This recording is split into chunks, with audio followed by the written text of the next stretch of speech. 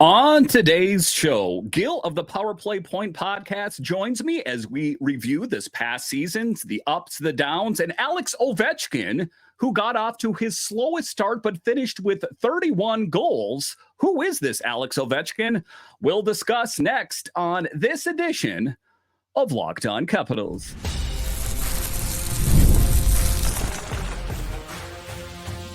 Your Locked On Capitals, your daily podcast on the Washington Capitals. Part of the Locked On Podcast Network. Your team every day. Well, hello and welcome into this edition of Locked On Capitals. I'm so glad you decided to join me today. As always, this podcast is free and available on all the major platforms, including the SiriusXM app and on YouTube. And I want to thank you for making this your first listen each and every day. My name is Dan Holme. I've covered the Capitals for the last 3 seasons for Locked On and various other outlets before that. I'm also the host of the weekly show called The Capitals Minutecast, available wherever you find your podcasts. You can find me on Twitter. It's at DanCaps218. You can find the show on Twitter. It's at Locked On Caps. And the best way that you can help grow the show is to subscribe to Locked On Capitals on YouTube and comment anything down below. Today's episode is brought to you by FanDuel. Make every moment more. Right now, new customers get $200 in bonus bets with any winning $5 bet. That's $200 in bonus bets with any winning $5 bet. Visit FanDuel.com/locked on to get started. So in this edition of Locked On Capitals, Gil of the Powerplay Point Podcast joins me as we review this past season, the ups, the downs, the fact that the Capitals actually made it to the playoffs. We'll talk about that. A little bit later, we will talk about the struggles of Alex Ovechkin to at least to start the season and how he was able to overcome. A little bit later, we will talk about his sticks and how much did that factor into his success or the lack thereof.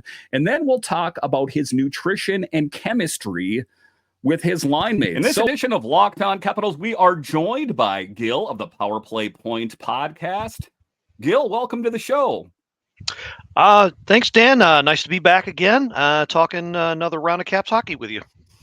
It is. It's great to have you on here. And like I talked about in a bit of the pre-interview, sometimes it's good to hear some other Capitals voices out there as well. And you have your own podcast. So some good insight from another Capitals fan and podcast host. Let's talk here about the past season.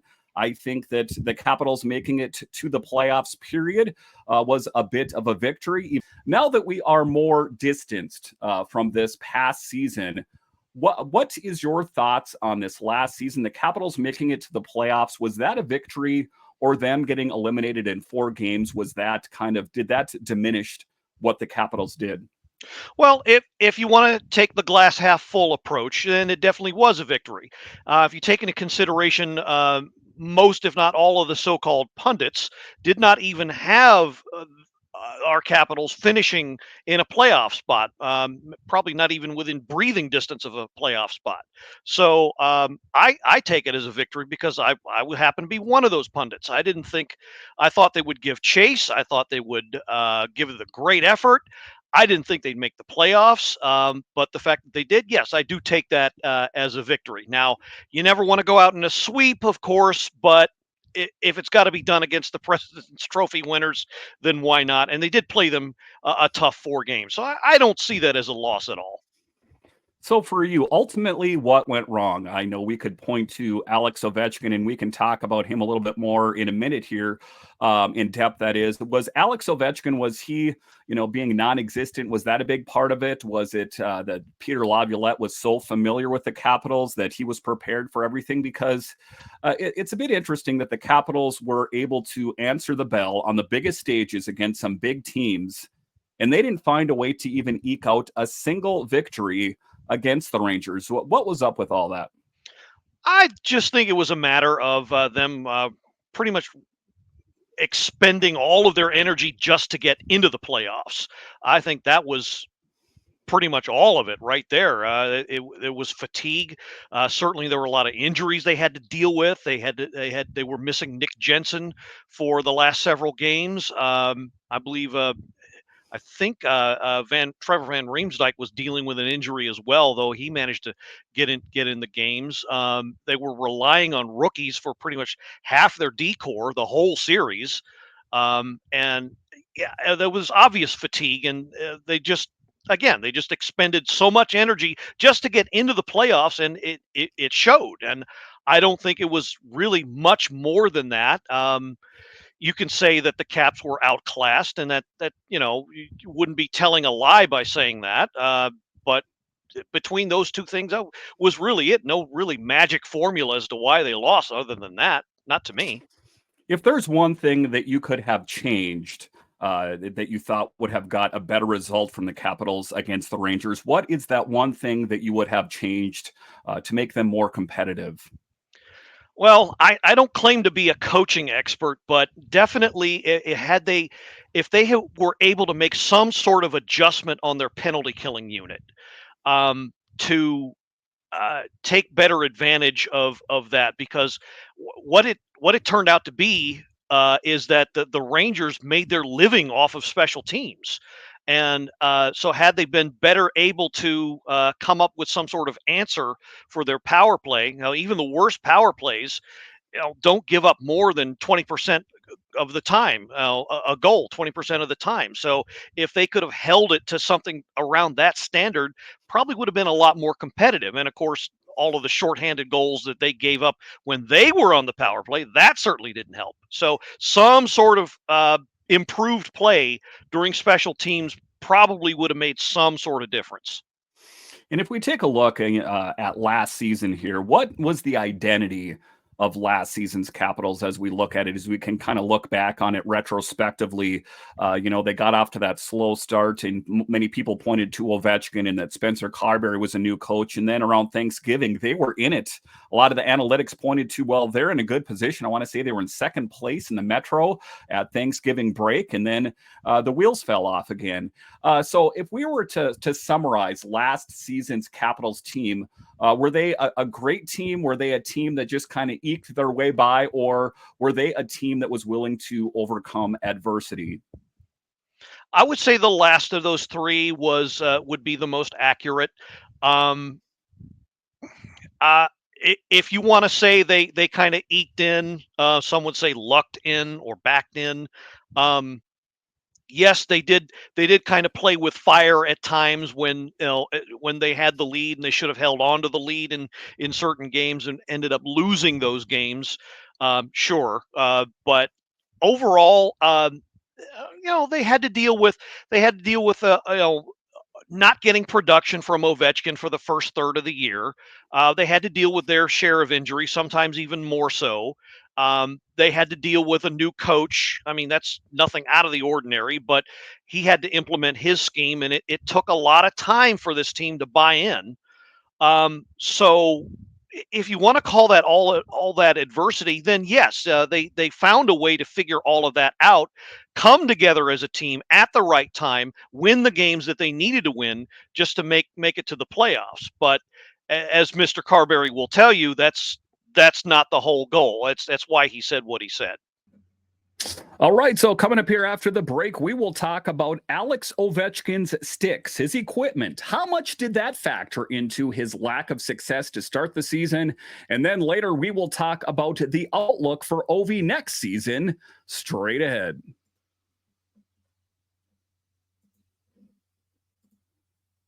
Summertime means baseball, the NBA Finals, and more, and you can bet on all of it with FanDuel. Right now, new customers get $200 in bonus bets with any winning $5 bet. That's $200 you can use to bet on everything from the Finals MVP to who's going to hit one out of the park. And guys, sometimes you're watching these games, say it's a Nationals game, say it's the NBA, whatever the case might be, and say you're not that into it. I have the solution. Open up the FanDuel app, put a little bit of money on the game. All of a sudden, the game is that much more exciting. So visit FanDuel.com/locked on and make a big win to your summer bucket list. FanDuel, America's #1 sports book. Are you watching Fox Sports or ESPN on your TV all day? Have to turn down the volume with all the shouting? Make the switch to Locked On Sports Today, a free 24/7 sports streaming channel program for you every day to bring you the biggest stories without all the screaming. Locked On Sports Today brings you the can't-miss analysis, opinions, and news streaming 24/7 on YouTube or the free Amazon Fire TV Channels app, part of the Locked On Podcast Network. Your team every day. All right, we're joined today by Gil of the Powerplay Point Podcast. Let's next pivot to Alex Ovechkin. Got off to his slowest start, at least in the goal-scoring department. I know he got his contributions as far as assists are concerned, but his slowest start, and myself and many others thought that, he's not going to be able to snap out of it. Then the All-Star break, he went to Dubai, and he came back refreshed. What was the story for you of Alex Ovechkin getting off to such a slow start and then finding his way towards the end of the season? Tell me your thoughts on Alex Ovechkin's up and down season. Well, whether you want to attribute it to an injury or just not keeping up with a regimen or a routine in the off season, he obviously did not start the year in game playing shape. And that kind of lingered all through training camp and then all through the first dozen or so games. And next thing we know, he was not scoring as many goals as we were all hoping. And age plays a part of it, obviously, but I think the overwhelming factor was he just simply wasn't in game shape. We'll never know. Was it an injury or something else going on? I also heard rumblings of mentally maybe he was not, or more accurately spiritually he wasn't all there because of dealing with the death of his father. And I've lost my father on a personal note, and it took me quite a bit of time to get over that, so that might have been weighing on him as well. And certainly if you kind of roll all that together, it's certainly not something that's easy for one man to deal with, even if you're talking about an Alex Ovechkin. And then he got that time in Dubai and then he revitalized himself just enough to carry the team for the last few months, in a sense, and do enough to get them in the playoffs. So, I mean, that there might be more to it than that, but from my point of view, that was it. And if we take a look at him here, like we talked about, getting off to his slowest start, scoring only 8 goals through the first 43 games, ending the season finishing with 31. And if there's a lesson to be learned in any of this, it was John Carlson, it was Tom Wilson saying, never doubt the big man. And I thought that was just, a good team attitude. But as it turns out, they were right. Alex Ovechkin finishing with 31 goals. If you would have had told me that before the All-Star break, I may have laughed in your face. That brought him up to 853 career goals, 41 shy of tying Wayne Gretzky's record of 894. Talking about Alex Ovechkin catching Gretzky, is that something you think he's going to be able to do under this current contract, or do you think it will need an extension? I hate to sound duplicitous, but it would not surprise me if he did catch Wayne Gretzky in the 2 years. It would also not surprise me if he didn't. And assuming he comes up, say, less than a dozen or so goals short, he asks for 1 year. Because he's the kind of competitor that would feel like he has some unfinished business if that were the scenario.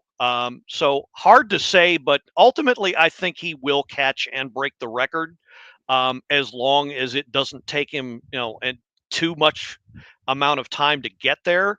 I think 2 to 3 seasons is certainly a reasonable amount for him to get there. I just want to add that I think too much has been made of the record, and I certainly hope that this season, the Caps making the playoffs, goes a long way towards the casual fan seeing this team as more than just him chasing the record. Yeah, and that's one of the things that Alex Ovechkin has said as well, is he said, listen, to all you, I know it's important that I catch Gretzky. And I think part of Alex Ovechkin cares, of course, but I think, and I'm going to take him at his word for this, that the team winning another Stanley Cup while he is here is more important to that. And I think that if the team is playing well, I think that if he's playing well, that will just all come along naturally. I think at least to a certain extent, his slow start could be attributed to the press and everyone saying, when are you going to catch Gretzky? When are you going to catch Gretzky? When are you going to catch Gretzky? That as he kind of repositions himself and his outlook, I think saying that the Capitals winning another Stanley Cup is the right attitude to have. And if the team's playing well, that's just going to come along naturally. Let's talk about something that's a little bit more in the weeds. I've heard Sammy Silver talk about it. I've heard some of other Capitals beat writers talk about it, is his stick. That he was with Bauer, he was with CCM. He ended the season with a stick that just bared the 8 logo that even Miroshnichenko was also using. But, for me, when I hear that, I think that, that's a dog ate my homework excuse. I was a drummer for years, and if I screwed up a song and I said, well, it was, this went wrong, people like, you didn't put in the practice, Dan. Or say, the guitar player screwed up the solo. They didn't blame the strings. You should blame the effort. How much of Alex Ovechkin's stick do you think factored into it? And do you think there's some legitimacy there considering how strong he finished the season? Well, I never played the game at any major level or even minor level to brag about, but I do know that hockey players are creatures of habit, and if you're not comfortable with your equipment, it affects you. It can affect you. Whether or not that was the guts of the problem he was having, even after he was playing himself into game shape, say around game 20, I would say he should have been back into the full swing of things.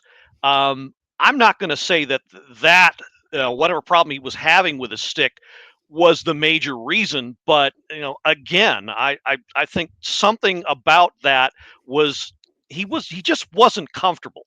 I'll put it that way. There was something obvious about his game where he was not 100% comfortable, and I think it contributed to it. But again, I don't think it was the major reason why he was having problems. And it's an interesting tactic by CCM, which we know is a big manufacturer of hockey gear, that they said that they're going in a new direction, that, the new direction is lighter sticks. And listen, if Alex Ovechkin, who currently sits number 2 all time in goals, said, this is the stick that I want, if I have any power around CCM, I'm going to go ahead and make Alex Ovechkin whatever he wants. Is that your belief? Because, you take a look at it, if he does catch Gretzky and he doesn't come to terms with CCM or Bauer, he's doing it with his own independent stick company as of right now. That's not a good look for CCM. If I was pushing the buttons at CCM, I would love Alex Ovechkin to score that goal with a CCM stick, wouldn't you say? That would make the most business sense. But also, and I'm going to go ahead and cast a few aspersions here. CCM is a Canadian company, if I'm not mistaken, and I would say, for a lot of certainty, there's probably some anti-Russian sentiment there. It would not surprise me one bit. So they probably look at him and say, well, you'd be great for our business, but we don't really care. You're a Russian. So I would not be surprised if that played some part in it. But ultimately, I think they looked at the bottom line and felt, for some reason, this would be best. But I don't know. All right, so coming up here after the break, we will talk about Alex Ovechkin and his nutrition and the promises made to him that he would play on a competitive team. What does that ultimately mean at the end of the day? I'll discuss straight ahead.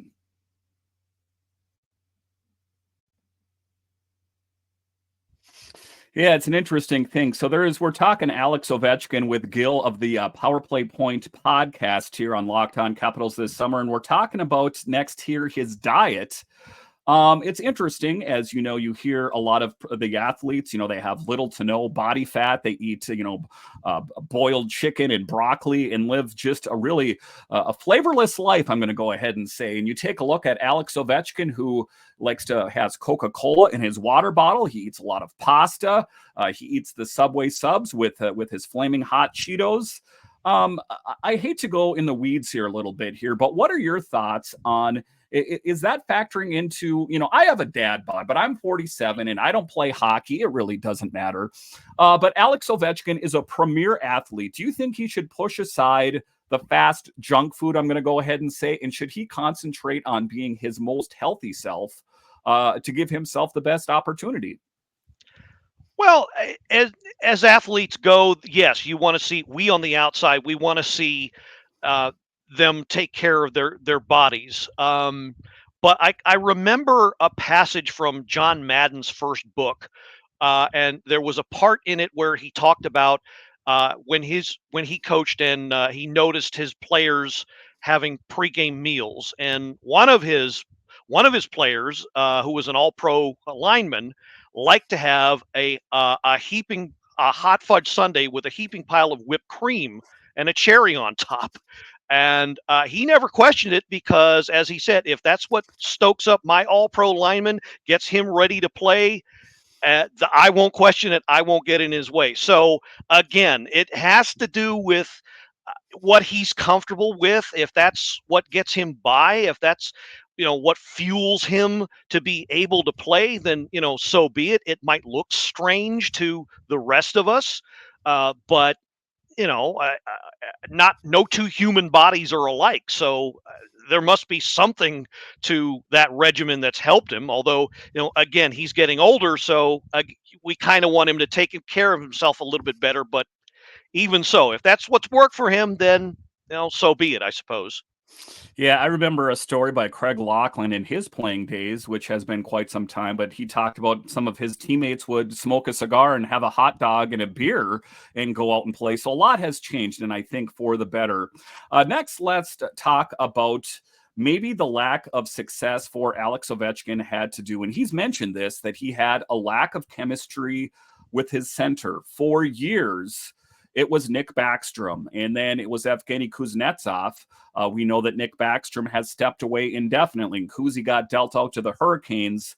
How much do you think it has to do with Ovi having a lack of chemistry with Strome or, all the other centers that kind of cycled through there? Do you think that Mac should go out this offseason and find someone that's going to gel and be that premier center that's going to feed to those sweet passes to the grade eight?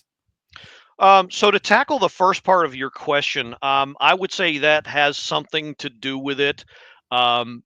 Certainly, he hasn't been around Dylan Strome as long, so they have not had that time to develop any chemistry. And of course, Kuznetsov having his issues off the ice finally translated too much onto the ice. So that certainly didn't help things when he got his shot uh, sporadically as the number one center. So that all didn't help. As far as personnel wise, should they go after a premier number one center? Well, I'm of two minds about that. It would be great if they could, because it would certainly help Ovechkin's game. It probably would help the rest of the team. Unfortunately, the free agent centers that are out there that would fit that bill are all over 30 by my count. So that kind of speaks to the flip side of my argument, which is, do they want to go that route and spoil the youth movement, which has been so far something of a success? So really, that is, Dan, that is going to be probably the biggest question they're going to have to answer this offseason. Which way do they want to go as far as that?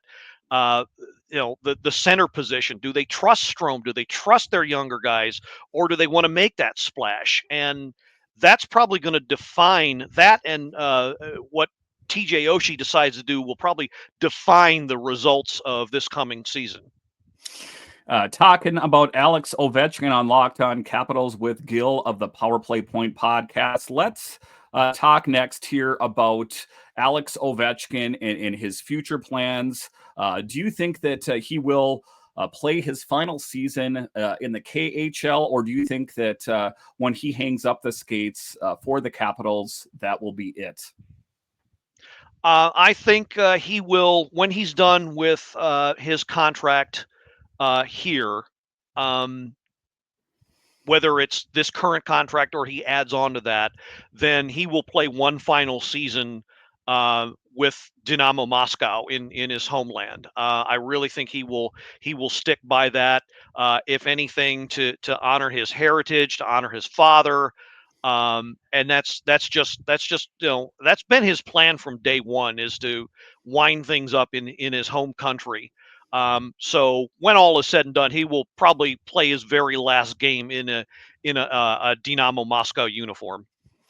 So there's been a lot of talk about promises made to the Great Eight about playing on a competitive team. I think Tarek El-Bashir was the one that originated those comments, that there was a talk made to Alex Ovechkin that he wouldn't face a tear it down to the studs rebuild. Was the team that we've seen here last year and let's say the last few years, would you say it's a competitive team, or do you think it would be worth going out and getting some upper echelon players? The big names out there, Marchessault, there's a bunch of different names that could potentially be available on July 1st. Do you think that's the right tactic, or should the Capitals continue to go all in on this youth movement with McMichael, LaPierre, Miroshnichenko, those kind of players? Well, it's hard to say. I don't know if the current lineup is going to be able to duplicate the result they got last year. Not unless somebody, one of the names you mentioned, LaPierre, Miroshnichenko, Connor McMichael, not unless one or two of those names takes something of a good step forward this coming year. Now, it's entirely possible that they do, but unless they do, we could, it's not all that inconceivable that they end up missing the playoffs again, given that the Eastern Conference, the middle tier of teams, is going to be, once again, very competitive. But and again, I hate to sound like I'm double talking here, but I'm not really sure if going out and getting a free agent, possibly upsetting the chemistry, is the way to go. It has to be the right guy. It has to be a guy that makes the most sense for the whole team, not just to get them out of their scoring slump. Could that guy be a Marchessault, or maybe even a Steven Stamkos? Could be. You're talking about two guys that are veterans and know how to make a team a contender, know how to make a team better. I'm not saying I'd necessarily want either of those two guys, but it would have to be somebody like that would not take as much time acclimating to the rest of the squad as it is now.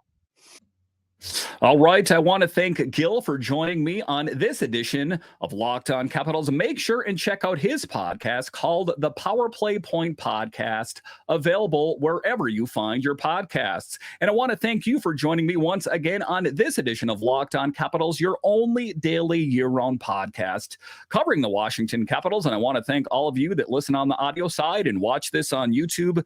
You are ultimately what makes this show successful. When you're done here, head on over to Locked On's 24/7 streaming channel, available on the free Amazon Fire TV channels app and on YouTube. All right. Once again, I want to thank you for joining me on this edition of Locked On Capitals, part of the Locked On Podcast Network, your team every day. My name is Dan Holme, and I'll talk to you again next time.